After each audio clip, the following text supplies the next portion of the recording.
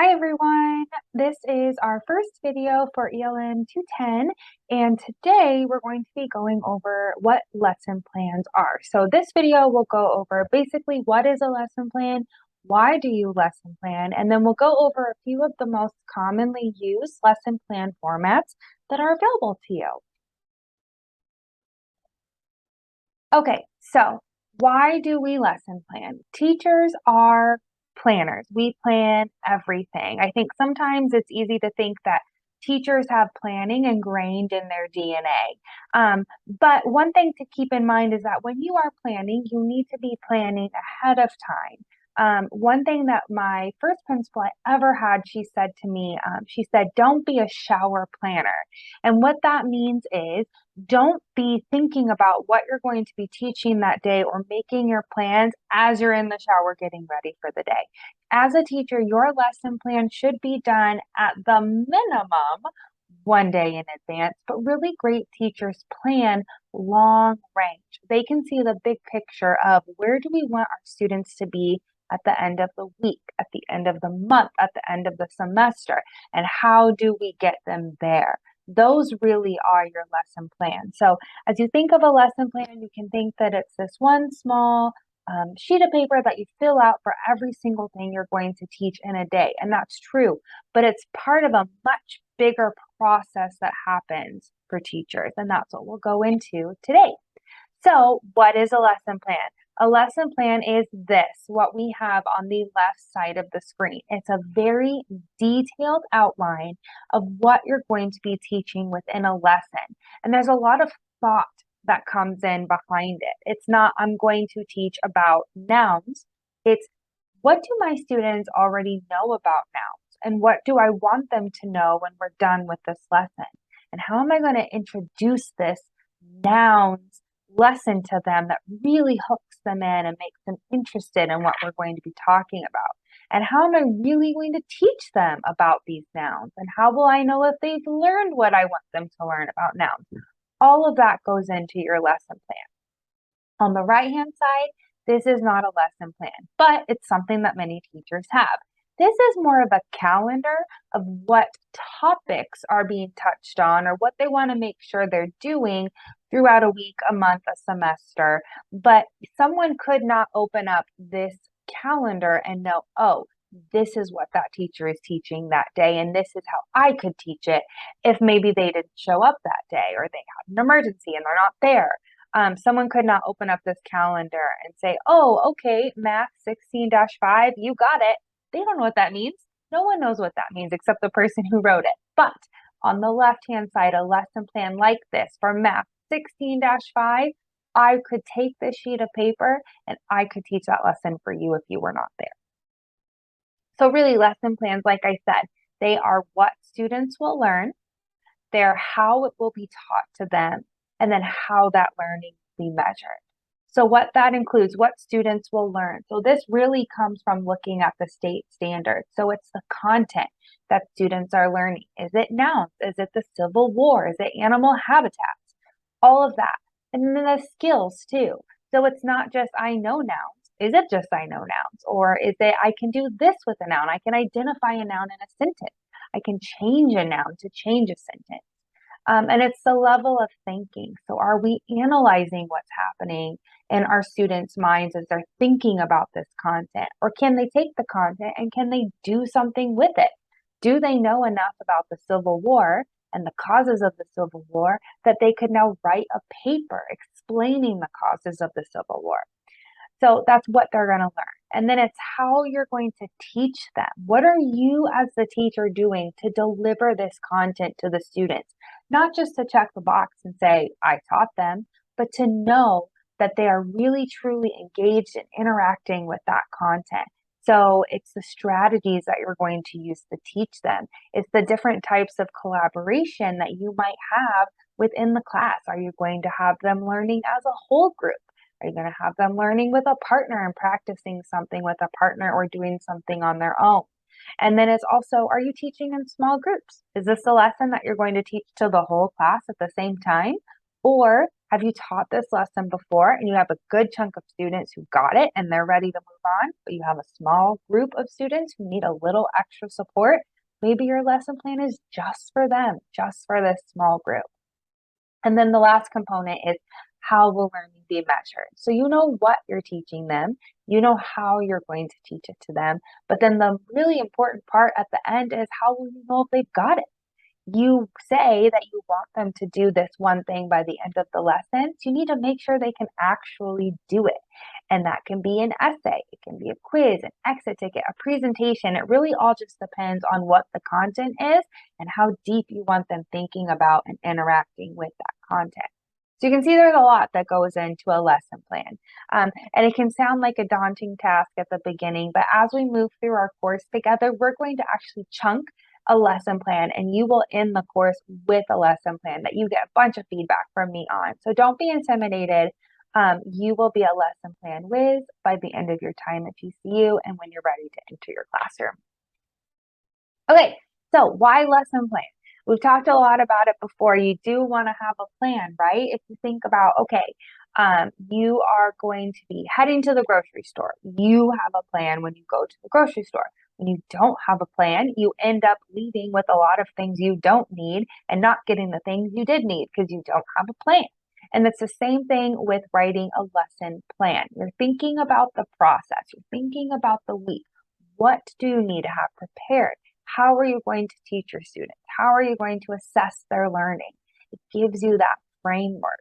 And then it also gives you the chance to really be purposeful about what the students are doing. So not just what can I find on Pinterest really fast before class starts, but really this is our precious time together as a class where my sole task is to teach you. I want to make sure that I'm planning, choosing, and implementing these purposeful lessons that really make our time valuable and worthwhile. And then at last, emergency preparedness. If you have an emergency and you're not going to be in class that day, when your lesson plans are done and you have them on your desk or in an email that you can shoot to someone really fast, you have the ability to let your students still learn, even though you're not going to be in class. Okay, so lesson plan components. There's so many things that will go into a lesson plan that we've talked about before. So what I want you to think is, how would you teach someone how to make a sandwich? So your favorite sandwich, and you are meeting someone for the first time in a kitchen and they are going to make it for you. How would you teach that to them? Well, you would think about probably, what their skill level is. Do they know how to make a sandwich already? If I was asking my husband to make me a sandwich, I would plan probably a little bit different than if I was asking my 5-year-old son to make me a sandwich. They have different skill levels, maybe different exposures to working in the kitchen. So you think about that. What do they already know? And what do I want them to be able to do? So my husband, he already knows basically how to safely use a knife. He knows where things are located in our kitchen, and I want him to make me a sandwich. And then how are you going to then teach that person to do something? How am I going to teach him to make the sandwich that I want it? Well, I would probably show him and walk him through very detailed steps and check if he's following along with me as I do it, because I don't want to repeat myself. So I'll say, I only like this 7-grain bread. Don't use the kids' white bread that we use for lunch. Use this one. Okay, check in. Which bread are we using? The 7-grain bread? You got it. Let's move on. I like a little bit of mayonnaise, but not a lot. Let me show you how much I like on my bread. Take out the bread. Slide the mayonnaise on. Okay, now you show me. Can you put the right amount of mayonnaise on the bread that I want? Oh, that was a little bit too much. Let's take some off. So I'm checking in. Are you following me? And then, you're walking through the steps and doing all that check-in. And then at the end, it's like, okay, hands tied behind my back. I'm just watching you. I'm not going to help you. Make me that sandwich. Let's see if you can do it the way I taught you. So really, I know I'm probably making you hungry, but that's kind of the lesson planning process. This is what I know you already know. This is what I want you to know at the end of our time together. And how am I going to guide you through that so you can do it on your own? Okay, so the components of a lesson plan. So we have our objectives. It's the purpose. Why are we using this precious time together to do something? And those objectives really are derived from our second component here, the state standards. And we'll have another video where I show you how to find those state standards and break them down and find out what content, what skills are we teaching, and then using those to write the objectives. And then the third component is how you're presenting that content. That's how are you teaching it to them? Are you showing them how to do something that they've never done ever before? How are you showing them so that they can know how to do it? Are you modeling the thought processes that need to happen? And then the next component is practice. So we're going to show them how to do something, but we know that students learn best when they have the practice. They can get their hands on it and they can do something with it.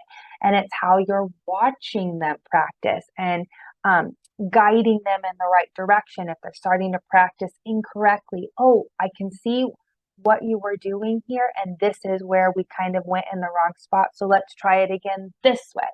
And then the assessment. So you've taught them how to do it, given them the time to practice, you've given them the feedback, and now it's them on their own. Can you do it without me and without anyone helping you? So I know that you actually got what I wanted you to get. And then the last component is the follow-up. So you've done your assessment.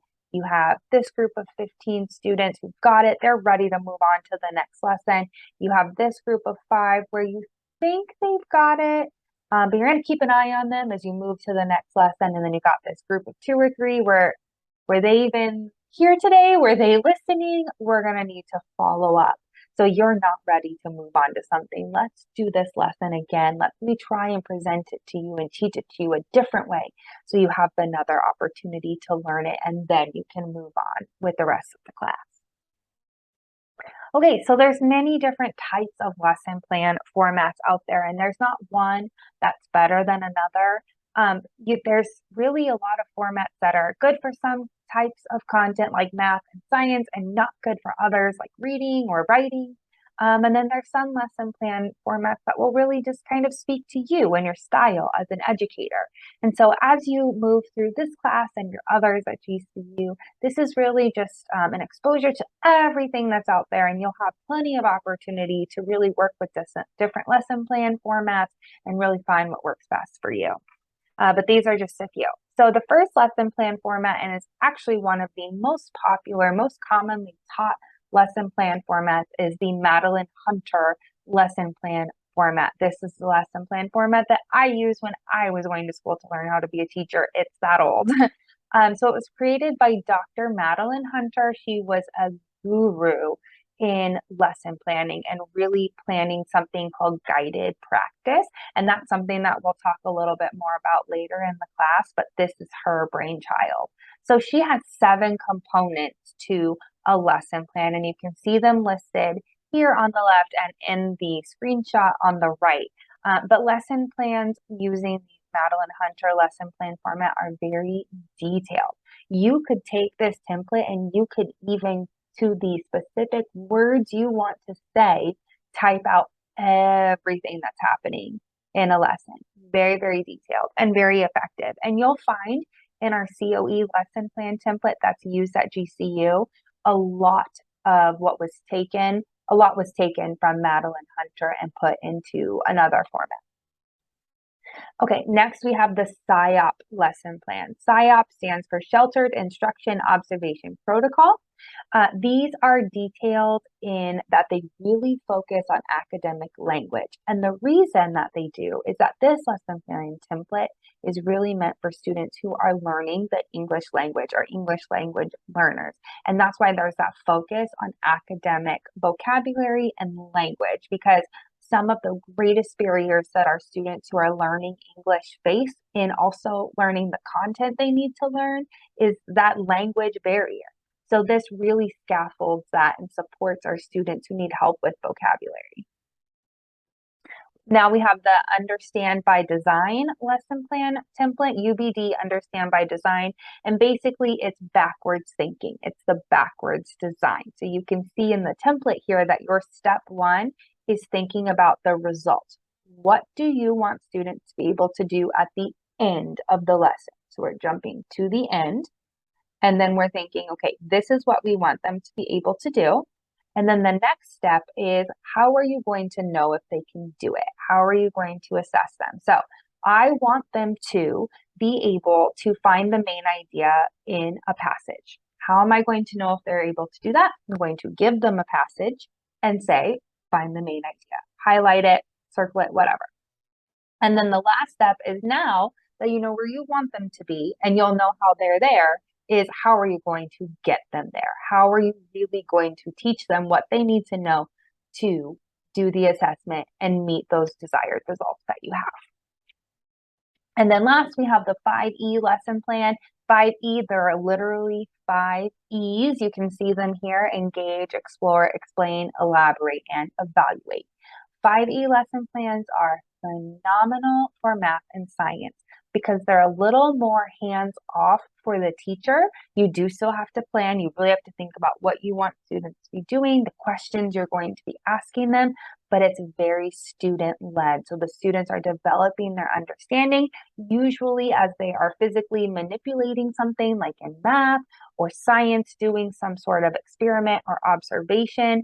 So it's a lot of the students engaging and exploring and then explaining what they're learning as they're going through this lesson plan. These can be some of the hardest to write as a teacher because you're thinking about, how am I going to plan what I want students to be able to do, but I'm not going to step in, but I do still need to have a plan for the questions I'm going to ask them to kind of get them thinking about what I want them thinking about and get them to where I want them to be, but they take themselves there. Can be very difficult. Okay, so like I said, when you're choosing a lesson plan, you're really choosing what fits your teaching style. But sometimes you could be on a campus where your principal or assistant principal or instructional coach says, this is the lesson plan we use at our school. And if that's the case, that's the case. That's the one you use. But you can also think about, what's the content that I'm teaching. If I'm teaching how to write a 5-paragraph essay, and you do your topic sentence, your evidence, your reasoning, all of that, probably not going to use that 5E lesson plan template where they're getting themselves there. Probably going to use that Madeline Hunter lesson plan template where I'm saying, okay, this is what I want you to be able to do. Watch me do it. Now you do it. So it really just depends on what your style is, what you're teaching, but there's so many templates out there that you can choose from and explore, and we'll be doing that in our first assignment in this topic. So I'm really excited to see kind of what you do as you compare our COE lesson plan template to another one. All right, that's it for this first little mini video. Not so many really, but it's really important to know why we're lesson planning, because that's what we're doing in this class. Why is there a whole class about lesson planning? So hopefully you have some understanding now about what lesson plans are and why we do them. And you're ready for our next video where we will start writing one. Thank you.